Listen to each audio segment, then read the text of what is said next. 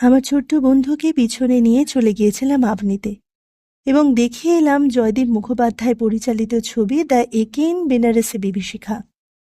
সবার মতো আমি একদম নয়, আমি সিনেমা দেখতে পছন্দ করি না।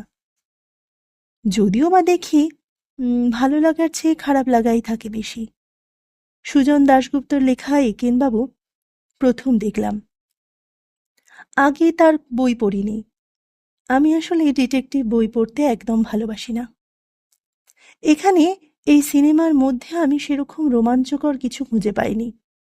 লেখনীর সার্থকতা হয় পরিবেশনায়। আমার পরিবেশনা অনেক খামতি আছে বলে মনে হয়েছে।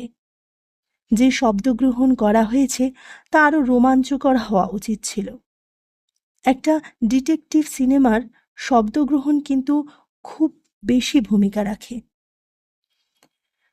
বড় শ্রেষ্ঠ লোকের সৃষ্টি থেকে শিক্ষা নেওয়া উচিত, একদম সত্যি কথা। কিন্তু অনুকরণ করাটা ঠিক নয়।